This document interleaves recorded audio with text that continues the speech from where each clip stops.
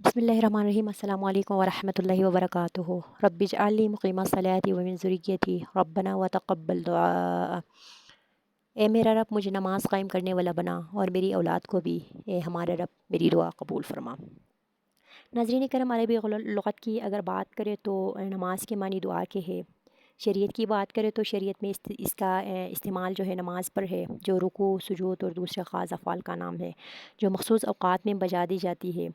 और नाज़रीन, इब्न जरीरी रहमतुल्लाह अलैहि फ़रमाते हैं कि नमाज को सलात इसलिए कहा जाता है कि नमाजी अल्लाह तबारक व तआला से अपने अमल का सवाब तलब करता है और अपनी हाजतें अल्लाह पाक से मांगता है।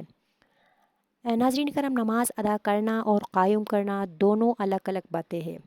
वक्तों का ख़याल करना, वज़ू अच्छी तरह करना, रुकू सजदे पूरी तरह करना, अक़ामत सलात यानी नमाज क़ायम करना है। और नाज़रीन, बाज़ उलमा के नज़दीक इनके साथ साथ तलावत अच्छी तरह करना और अत्तहियात अच्छी तरह पढ़ना और बाजमात नमाज अदा करना अक़ामत सलात का हिस्सा है। कुरान पाक की अगर बात की जाए तो कुरान पाक में अल्लाह तबारक व तआला ने किसी चीज़ को इतनी ज़्यादा अहमियत नहीं दी है जितनी नमाज को दी है। कुरान पाक में बार बार अल्लाह तबारक व तआला ने सूरतुल फातिहा से लेकर सूरतुन नास तक 700 मरतबा नमाज का ज़िक्र किया है। नमाज के मुतल्लिक़ मशहूर हदीस है कि तुम इस तरह नमाज़ पढ़ो जिस तरह मुझे पढ़ते हुए देखते हो। तो इसका मफ़हूम ये है कि जिस तरह आप सल्लल्लाहु अलैहि वसल्लम खड़े होते थे ऐसे खड़े होना, जहाँ हाथ बांधते थे वहाँ हाथ बांधना, रुकू सजदा जिस तरह करते थे इस तरह करना। नाज़रीन करम, नमाज इस्लाम का रुकन है, दीन का सुतून है। नमाज मुसलमानों पर दिन में 5 मरतबा फ़र्ज़ है, ये हम सबको पता है। अल्लाह तबारक व तआला ने हमारे प्यारे नबी को मेराज के मौके पर 5 नमाज़ों का बेहतरीन तोहफ़ा अता फ़रमाया ताकि उम्मत मुहम्मदी के लिए आसानी हो, वरना पता नहीं 40 50 30 या कितनी नमाज़ें हम पर फ़र्ज़ होती थी। ये हमारे नबी का हम पर एहसान है कि हमारी ताकत और हिम्मत को देखकर अल्लाह तबारक व तआला से इल्तिजा की कि ए अल्लाह, मेरी उम्मत इतना बोझ नहीं उठा सकती। तभी आकर अल्लाह तबारक व तआला 5 नमाज़ों पर रुक किया और सख्ती से रुक किया कि उसके बाद कोई ऑप्शन भी ना दिया। तो नाज़रीन, हमें उम्मत मुहम्मदी होने के नाते नमाज़ फ़जर से लेकर इशा तक नमाज़ पढ़ना ज़रूरी है।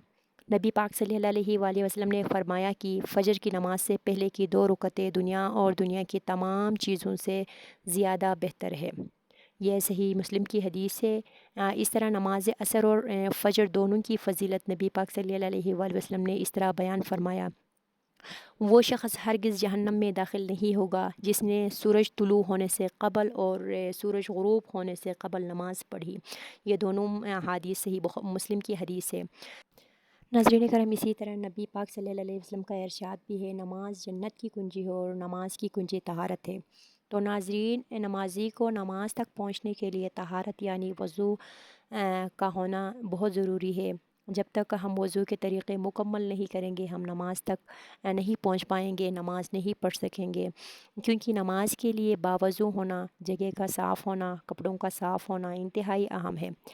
अब हम अगर साइंस की दुनिया में नमाज की अहमियत को देखें तो सबसे पहले वज़ू की बात करते हैं। वज़ू से पहले मसवाक करने से बहुत सवाब मिलता है और मसवाक हमारे नबी पाक सल्लल्लाहु अलैहि वसल्लम की सुन्नत है। साइंस भी इस बात को तस्लीम करती है कि अगर एक इंसान दिन में 5 मरतबा दांत साफ़ करते हैं तो उसकी सेहत पर बड़ा मुफीद असर पड़ता है।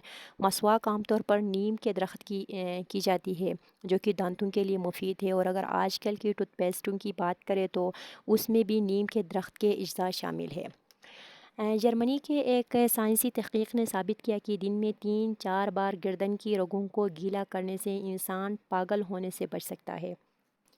और मुसलमानों को वज़ू के दौरान मसह करते हुए गर्दन की रगों को गीले करने का मौका मिलता है। इस्लाम ने नमाज़ पढ़ने के लिए मस्जिद जाने को तरजीह दी है। 5 नमाज़ों में से एक नमाज़ फ़जर है जो हमको सुबह सवेरे अदा करनी होती है। और अगर आदमी सुबह सवेरे नमाज़ पढ़ने पैदल मस्जिद जाए तो इंसानी वज़न में बराबरी होती है और सुबह की सैर इंसानी सेहत पर खुशगवार असरात मुरतब करती है। नमाज पूरी की पूरी इंसानी वर्जिश है। नमाज शुरू करने के लिए हाथ उठाने से लेकर सलाम फेरने तक जिस्म का हर हिस्से की अलग-अलग वर्जिश होती है। ناظرین کرم، نماز میں اللہ تبارک و تعالیٰ کے ساتھ اپنے رجحان کو مکمل کرنے کی ترغیب دی ہے۔ مطلب یہ کہ اپنے آپ کو اللہ کے سامنے پیش کر کے خود کو اللہ کے حوالے کرنے کا درس اسلام نے دیا ہے۔ اللہ تبارک و تعالیٰ نے خود قرآن پاک میں ارشاد فرمایا ہے، الذین هم فی صلاتہم خاشعون، اور جو اپنی نمازوں میں خشوع یعنی عاجزی اختیار کرنے والے ہیں، والذین هم عن الغو معرضون، لغویات سے دور رہتے ہیں۔ ناظرین کرم، خشوع کے اصل معنی کو اگر دیکھیں تو کسی کے آگے جھک جانا، دب جانا، اظہار عجز و انکسار کرنا ہے۔ اس کیفیت کا تعلق دل سے ہے۔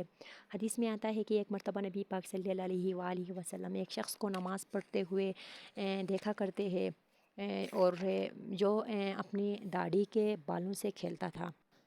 لو خشع قلبہ خشعتی جواریہ، اگر اس کے دل میں خشوع ہوتا تو اس کے جسم پر بھی خشوع طاری ہوتا۔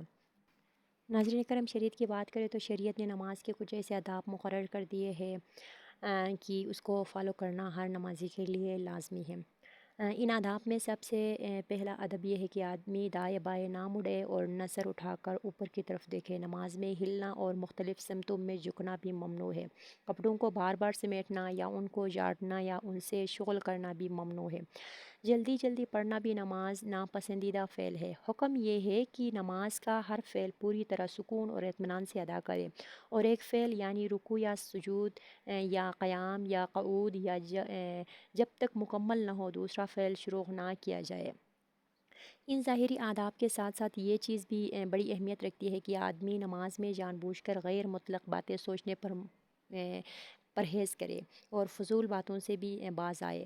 نماز پڑھنے والے کو اللہ تبارک و تعالیٰ نے بہت اچھی خوشخبری سنایا ہے کہ ہدی و رحمۃ للعالمین الذین یقیمون الصلاۃ، جو لوگ نماز پڑھتے ہیں ہدایت اور رحمت نیکوکار لوگوں کے لیے۔ ناظرین کریم، اسلام میں 5 فرض نمازوں کے علاوہ نماز جمعے کو بھی بڑی اہمیت دیا ہے۔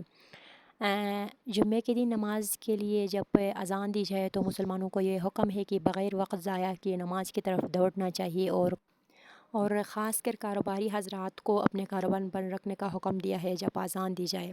سورۃ الجمعہ میں اللہ رب العزت نے آیت نمبر 9 میں ارشاد فرمایا ہے، یا ایھا الذین آمنوا اذا نودی للصلاۃ من یوم الجمعۃ فاسعوا الی ذکر اللہ وذروا البیع ذلکم خیر لکم ان کنتم تعلمون۔ اے لوگو جو ایمان لائے ہو، جب پکارا جائے نماز کے لیے جمعے کے دن تو اللہ کے ذکر کی طرف دوڑو اور خرید و فروخت چھوڑ دو، یہ تمہارے لیے بہتر ہے اگر تم جانو۔